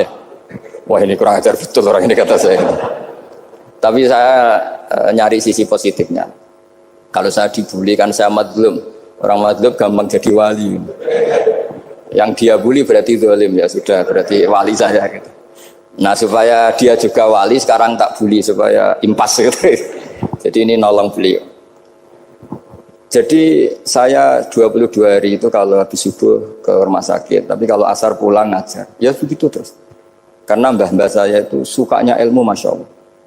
Karena ilmu itu penting. Apapun pakemnya para wali itu kalau diingatkan secara ilmu itu terus kayak runtuh. Saya berkali-kali mencontohkan. Dan itu valid, data itu valid. Sufyan bin Uyainah itu orang yang khusyuknya Masya Allah. Gurunya Imam Syafi'i, gurunya Imam Malik. Itu beliau menceritakan dalam kitab Hilyatul Auliya. Nabi Isa itu senangannya itu ceria sekali. Nabi Yahya itu senangannya bersenut, abusan, suka kayak takut akhirat, takut penyakit. Tapi bukan takut corona, enggak yang jelas kan. Saya akhir-akhir ini fatwa, sekarang jangan baca Uwais Al-Qarani, tapi Al-Qarni. Meskipun saya tahu ada yang baca Qarani di kitab-kitab, ada yang baca Qarni. Tapi sekarang wajib dibaca Al-Qarni sementara. Sekali dibaca Al-Qarani itu nisbatun ilah. Iya, jadi makanya ini untuk sementara dibaca, ngikuti yang baca Uwais Al-Qarni. Meskipun di sarah-sarah apa bi fathir ra wakila bi sukun, sudahlah sekarang harus ijma dulu Al-Qarni ya, karena kalau Al-Qarani itu akhirnya Nabi Isa ditegur sama Nabi Yahya. Mali aroka dohikan ka'annaka ta'manu min makrillah. Saya melihat kamu kok suka tertawa, seakan-akan kamu merasa aman tidak kena azabnya Allah. Nabi Isa akhirnya balas tanya, Mali aroka abisan ka'annaka tai'asu min rahmatillah taknatu min rahmatillah. Kowe mbesengut wae koyo dunia orang rahmat, anane corona tok. Padahal ya ono mangan, ono guyon, ono nikmat. Dan itu figur besar, akhirnya kita tahu. Dan saya sering cerita juga, setiap dakwah itu Nabi Isa nyari syirarun nas, Nabi Yahya cari khiyarun nas. Tentu alasan Nabi Yahya gampang, berteman orang baik itu baik lah, nyaman, terus akibatnya juga baik. Nabi Yahya enggak. Limada tanzilu ala syirarin nas. Kenapa kamu singgahnya ke orang-orang yang buruk? Ana tabibun udawil marto. Saya ini dokter, tentu menyembuhkan yang sakit. Akhirnya terus di Indonesia banyak kiai yang kancanan orang fasik ya banyak. Tapi ya tentu yang benar itu yang mensolehkan yang fasik. Yang mesti salah yang menjadi fasik karena ketularan yang. Tapi itu lagi-lagi apa? Ilmu yang bisa menjadikan kita percaya itu ilmu. Saya tuh suka sekali baca kitab yang berbeda. Saya sekarang baru belajar kitab orang-orang Hanafi, orang-orang Maliki. Saya kemarin dikirimin hadiah oleh keluarga Pak Kures. Ada tanda tangannya Pak Kures dari Habib Ali, dari keluarga beliau. Ciri kitab namanya itu Sarah Bukhari, yang dikarang orang India, orang modern, Anwar ya, Kiai Anwar Shah, orang India ya, orang Shah. Itu beliau termasuk mujaddid kalau dalam perasaannya orang India. Mensarai Bukhari ya, kira-kira sanadnya Sayyid Muhammad ke beliau itu 3 atau 4. Beliau termasuk orang-orang yang bisa membentuk India seperti itu. India kan banyak syurahul hadis, termasuk Waliullah Ad-Dahlawi, terus Syekh Yusuf Al-Kandahlawi, banyak lah saya. Itu beliau cerita di kitab-kitab itu bahwa ilmu itu harus diungkapkan. Terus beliau cerita banyak tentang kewalian. Sampai dalam cerita kewalian itu unik. Dan terus kayak jadi wali itu gampang sekali. Ya di antaranya itu wali itu mau modal rasido. Sab'atun yudhilluhum wa fi dhillihi wa la dhilla illa dhilluh. Itu di antaranya itu wa rajulun da'athu imra'atun datu jamalin wa mansibin faqala inni akhafu. Mau modal gak sido.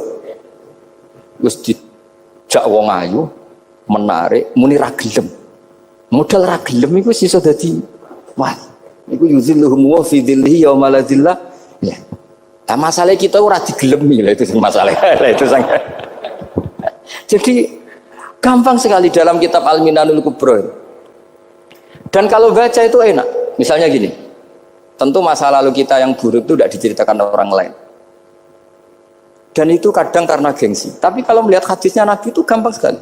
Kullu ummati mu'afan ilal mujahirin. Umatku semua itu dimaafkan kecuali yang memperlihatkan salahnya dosanya. Jadi nggak boleh kalau sampean sekolah nggak naik kelas cerita anaknya. Kalau saat dulu nggak naik kelas, kalau punya utang koperasi nggak pernah bayar, nggak boleh cerita seperti itu. Kalau ditanya, bapak dulu pinter nggak? Oh pinter sekali. Harus bilang gitu, pinter sekali. Pernah ranking sekali, sudah nggak apa-apa itu. Meskipun dengan makna yang lugawi ya. Saya dulu iskal. Kan nyun sewu saya ini sering diparani orang yang mau tobat tercerita. Saya dulu sering main perempuan, sering mabuk, tapi sekarang saya mau tobat gini-gini. Karena ini orang awam, tak terima. Tapi saya bilang gini, kamu jangan cerita ke anak kamu. Terus dia cerita, tapi kan saya harus jujur. Karena ilmunya dia baru terlalu jujur itu penting gitu. Terus pokoknya menurut kula ora oleh cerita, pokoknya ora oleh cerita. Ya guys, oke nurut. Setelah itu saya nyari-nyari sarah, termasuk kitab itu.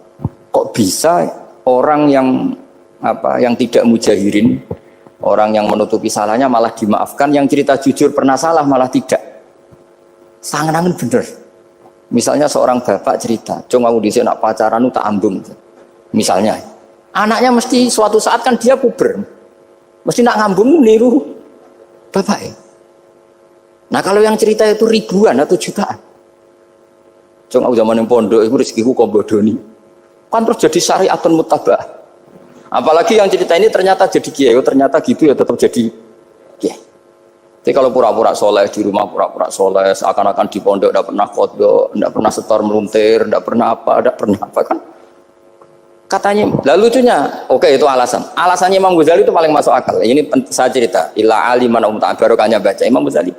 Fa inna Allaha ta'ala yakrohu zuhurul ma'asi. Wa min asbabi zuhur adalah al-mujahar. Karena Allah itu gak suka maksiat itu begitu kelihatan. Dan awal dari kelihatannya maksiat adalah semua orang cerita. Akhirnya maksiat dianggap biasa saja. Jadi kalau semua orang cerita zaman mondok nakal itu akhirnya semua orang yang nakal. Oh itu niru kiai ini, karena ini niru kiai. Kan repot. Tapi kalau semua kiai sok suci atau suci betul, dan semoga ya suci betul, kan yang maksiat, yang mau maksiat ini gak punya alasan. Karena masternya gak pernah maksiat. Meskipun sebagian yang seudon gak pernah konangan, tapi gak tahu pokoknya yang penting seperti itu. Itu hebatnya konsepnya. Saya dulu ya iskal loh.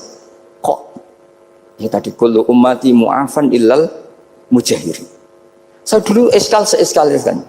Tapi setelah baca Ihya kata Imam Ghazali, karena Allah itu enggak suka zuhurul ma'asi. Allah enggak suka kalau maksiat terlalu muncul. Dan termasuk sebabnya muncul adalah setiap orang jujur menceritakan masa lalunya.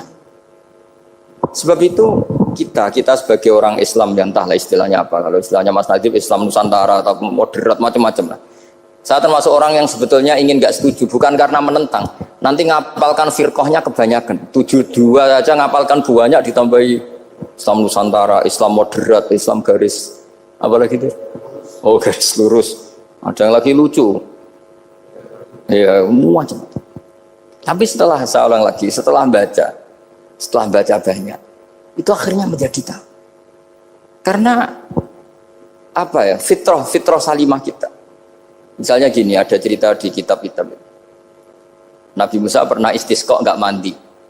Kan nggak terima, dia seorang nabi kok istisqa nggak mandi. Saya ini kali muka ya Allah, kenapa doa saya nggak mandi?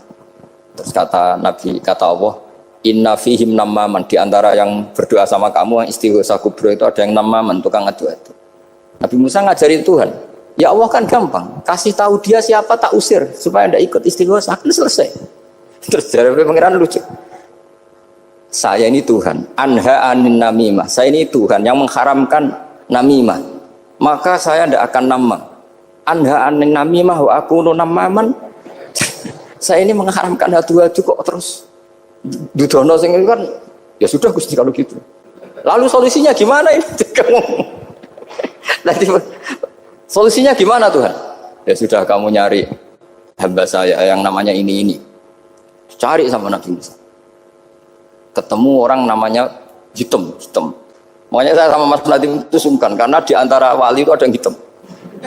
Oh hitam terus nggak apa-apa ini biar impas, biar saya sampean bisa jadi wali karena madlum kan. Itu ketemu. Setelah ketemu sama-sama nur. Anta bareh, ya saya bareh. Terus anta Musa, ya saya Musa. Kenapa kamu tahu? Dikasih tahu Allah. Ini karena sama satu nabi, satu wali. Terus saya ini mau istisqa gak mandi, tapi sama Allah disuruh minta doa sama kamu. Itu doanya tuh ngawur sekali, bukan sekedar ngawur sekali. Ya Allah, apa engkau sudah tidak punya stok air sehingga tidak ada hujan gitu? Apa angin-angin sudah tidak nurut sama jenengan sehingga tidak bisa menghalau awan untuk menurunkan hujan? Faka ada Musa ajab tisaw, itu di semua kitab. Musa hampir saja jotos, dianggap doa yang enggak sopan. Tapi kata Allah, la tadribhu ya Musa fa innahu adhakani fil yaumi salasa marrat. Dia bisa bikin senyum saya sampai 3 kali kan. Lu soal mereka maksiatuhum la tadurruka. Maksiat mereka itu tidak ngefek ke engkau kok jenengan pertimbangkan. Maksiatuhum la tadurruka. Akhirnya langsung hujan. Jadi kadang doa itu ada yang ngawur. Maksiatuhum, makanya saya itu kadang berani berdoa Indonesia aman. Secara fikih ya kadang kok nak gak ono apa-apa sing maksiat meneh. Kadang yo mikir. Yo nak sing taat meneh, tapi kok nak ono apa-apa sing maksiat yo maksiat meneh. Saya pernah ketika Jogja sering gempa itu pernah mau berdoa. Ya Allah semoga bebas dari gempa, tapi terus saya mikir. Memang kalau nggak ada gempa ya yang sholat aman, tapi yang maksiat juga daripada menggurui Allah sudahlah tidak berani berdoa saja sudah Gusti ini dunia ini jangan pun terserah jenengan. Tapi saya sebagai orang muslim sing apian kan ya kepengin arham linnas. Boleh dalil lu kangelan, tapi gara-gara baca kibarek tadi maksiatuhum la tadurruka. Maksiat mereka itu tidak bahaya bagi kita. Pun Gusti ra usah kakean pertimbangan pun udan mawon. Udan langsung. Lagi-lagi karena baca. Termasuk di Al-Minanul Kubra itu ada cerita tentang Nabi Isa. Cerita itu tidak hoax, ini kata Imam Sa'roni. Ada orang itu perajin sepatu, perajin sandal. Ya Allah, engkau itu bilang butuh sandal ukuran berapa, nanti tak bikinkan. Engkau bilang kendaraan kamu apa, nanti saya yang fasilitasi ada ini. Pakaiannya kalau dames. Apa, pokoknya saya ingin khidmah sama jenengan. Terus Nabi Isa yang terkenal baik itu, ya faham mabibat sih, hampir saja dibukul. Terus kata Allah, jangan Isa. Dia muji saya sesuai yang dia ketahui. Lagi-lagi baca. Jadi tidak bisa kita mengadili orang lain ini kalimat ini tasbihu wa bil khalqi itu tidak bisa, tidak segampang itu. Kecuali yang ngomong orang-orang Mu'tazilah atau orang-orang Khawarij mungkin kita lawan karena berdasar ilmu. Kena wong lugu rusak.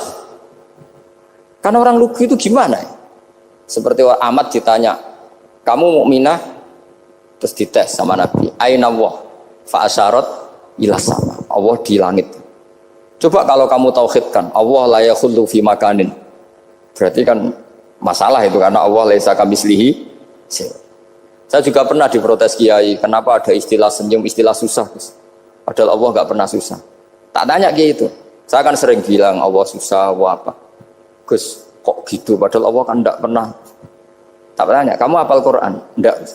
Ya sudah, baca aja ayat falamma asafu nantaqamna minhu. Itu doire asafa itu kan asifa ya safu asafan. Diikutkan wazan afala berarti asafa yusifu. Berarti kayak dengan atal. Ya ata yati ityanan, kalau ingin wazan afalah kan ata yuti ita, sama dengan falamma asafu mongko sumangsani gawe susah sapa Firaun wa kaumu nak ingsun. Firaun mari ribet, mari aku susah, aku pengiran jadi tandingi. Intaqamna minhum kataku. Akhirnya dia itu bilang, jebule ning Quran ya ono istilah Allah susah. Ya sembol aku aku hafal Quran dadi spontan bahasaku mbok salah mbok ora iku jek ono kembarane Quran. Sampeyan masih khusyuk ora hafal Quran akhirnya yo ngene iki kata saya. Akhirnya jebule ilmu itu penting wis suwe nah ilmu itu penting kata saya. Jadi ini lagi-lagi illa aliman au muta. Jadi saya tuh dapat barokahnya ilmu. Saya sebagai manusia ya takut mati, tapi tadi kalau kadang-kadang melihat mati itu rohah min kulli syarrin. Kita ini meskipun nyun sewu sekarang tidak zina, tidak korupsi, potensi itu tetap ada. Dan yang bisa mengakhiri potensi itu apa coba? Al-maut. Sehingga Nabi ngajarkan kita itu gampang sekali dalam beragama. Ij'alil hayata ziyadatan li fi kulli khairin wal mauta rohatan li min kulli syarrin. Lagi-lagi ilmu yang menyelamatkan kita itu ilmu. Sehingga Umar bin Abdul Aziz ketika mau meninggal, semua keluarganya nangis. Dia tanya, kenapa kamu menangis? Karena engkau mau meninggal. Memangnya setelah saya meninggal mau kemana? Ila Rabbin Karim, ila Rabbin Rahim. Jadi segampang itu untuk melihat. Nah, tapi kalau kita tidak baca, seakan-akan wah mati ngeri nak mlebu neraka piye. Seakan-akan di alam sana hanya ada neraka. Padahal anak indadzoni abdi. Daripada nganggep neraka masalah atau eling pangeran kan ini. Lagi-lagi baca. La yamutanna ahadukum illa wa yuhsinudzanna billah. Jangan sampai seseorang mati kecuali dalam keadaan husnudzon sama. Saya tuh masih ingat Gus Yaki pas Bapak gerah itu tak antar ke Karyadi di Semarang. Itu mau kapundhut itu cek guyon. Jong ape mati mbok gawe ning hotel karena di pavilion. Sebelum mau kapundhut cek donga khataman Quran, baca sabahat terus khataman. Terus tak khataman Quran, terus rasa nangis, aku husnul khotimah, terus kamu udah kok enak maksudnya, santai maksudnya enggak, ya relax aja. Seperti Mbah Mun itu dulu, saya tuh, ya aku bela wafati sering ketemu. Ya ada hanya saya, tentu banyak orang sering ketemu beliau. Jawabnya Mbah Mun, Cung, aku nak mati Selasa, berarti aku wong alim. Nak mati Jumat, berarti aku wali. Kok penak kabeh berarti? Saya sebenarnya ingin tanya, nak setu bah tahat nih, tapi kok potongannya orang pantas itu jadi. Ketika beliau nyatanya kapundhut Selasa, berarti senang status alim. Artinya orang-orang dulu itu, Imam Ghazali lebih parah lagi. Ya saya yakin ya semua orang Islam mati itu baik. Imam Ghazali lebih parah lagi. Itu beliau kapundhut, itu orang yang perjalanannya 3 hari itu sudah datang semua. Sore beliau beli kafan. Terus beliau bilang ke adiknya, saya nanti kalau mati yang imami orang ini. Jangan makamkan saya sebelum diimami orang ini. Dulu udah ada WA-nya Mas Nabi, udah ada grupnya. Itu ketika beliau sudah beli kafan habis sholat subuh, alayya bil kafni, kafan saya bawa sini. Dikasihkan sama adiknya. Ya Allah, ar-ridho bil intiqal ilal malakil. Jadi saya sudah ridho kalau ketemu engkau. Terus kapundhut. Adiknya bingung karena orang yang ditunjuk itu harus 3 hari perjalanan. Ternyata datang semua terus. Kok kenapa engkau datang? Ghazali wis tondo aku ini 3 dina yang lalu. Jadi aku langsung perjalanan. Pamit saja. Lalu kubu sebelah ini cerita Mas Nadi yang tukang tukaran sama kubu sebelah itu Mas Nadi. Kalau saya ini orang baik gak suka tukaran berarti. Masuk orang baik. Yang ngaku orang baik itu penting cara kita Al-Minanul Kubro, karena kalau ngaku orang elek berarti kenangannya Allah sama kamu itu bikin elek, tidak bikin baik. Itu cara pikiran Imam Sa'roni dalam Al-Minanul Kubro. Kamu kan boleh mengatakan saya habis makan, habis minum, artinya apa? Kamu habis dapat nikmat. Kamu harusnya juga bilang saya habis ngamalkan ilmu, saya habis dapat hidayat. Wong tadi kamu ya sholat subuh, kamu ya baca Quran. Susah opo sing ngakoni tahu apik cara Imam Sa'roni gitu. Senengane kok kalau mau bermaksiat berdelok wong wedok. Memangnya Allah mau amalah mbek kowe mau elek tok atau mau amalah apik? Ini rada provokator, tapi ini cerita ilmu, Makanya saya kenapa tetap berpas Mas Adib, karena provokator meskipun itu asli, enggak karena baca. Kalau ini asli memang suka sombong memang asli. Tapi apapun itu kan tahu neng Mesir. Jangan-jangan bacanya itu. Saya baca kitabnya, dia ke makomnya, Imam Saroni kan orang pernah ziarah. Nah, makanya potensinya seperti itu. Jadi saya terus, dulu saya itu nih Gus ya, bapak itu iskal. Bapak itu seneng kancanan wong mlete timbang wong sopan. Saya dulu ya iskal. Bapak itu kancanan wong mlete itu. Suatu saat bapak wafat, si pendereknya bapak yang mlete ini tak kancan. Melarat orangnya. Melarat. Mulai terus. Tangan-tangan bener wong mlete. Jadi kalau tak tanya, mun sarapan Mbah, wonge sepuh. Oh wis lho Gus, esuk-esuk wis kudu sarapan wajib. Wis rokok, oh wis. Ternyata dia lebih gampang ngitung nikmat. Kok gak kerja, Bang? Nah, aku nang masjid di 10.000, kon ngino wong kerja ora usah, di 10.000 wis rojo iso mangan iso ngombe. Lha opo ngawula wong liya? Kan kok bener sesuai. Sementara sing sopan kurang ajar. Mbah mun mangan. Terus ngenteni kerja angel kabeh mboten panen men ngenes. Kaya Allah ora tau. Terus aku akhirnya paham. Oh, mungkin karena ini, Bapak. Jadi akhirnya sesuai wae ora pati. Kancanan wong sopan-sopan. Akhirnya kancanan Mas Nadif kan gitu cerita. Ternyata orang sopan ya kacau juga mau eling sisi panen akeh tak tahu. Mbah panen kathah. Mboten Gus namung meniki. Pokoke meluh terus. Jadi makanya ini kan apa-apa kalau berlebihan itu repot. Seperti saya pernah ditanya, kalau orang Jawa Timur itu hormatnya sama kiai, kalau sama orang biasa itu kurang hormat. Kalau orang Solo itu sopan-sopan, tapi ya sama-sama ada masalah. Kalau ada kultur semuanya sopan, nanti ya hum yukrimuna aliman wa fasikon wa solihan wa tolihan. Soleh, sopan yang berlebihan akhirnya sampai pernah ada seorang kiai latihan. Ini kisah nyata. Itu teman saya. Ketemu orang Solo dihormati. Sempat GR, barokahnya ilmu saya dihormati orang itu. Bareng sama orang fasik, orang macam-macam ya dihormati yang sama. Jebule podo wae kan gitu. Artinya gini, kalau akhlak itu benar-benar kelebihan, tapi kalau berlebihan la farqa bainal alim wal jahil wal fasik was saleh wat thaleh, karena semuanya dihormati.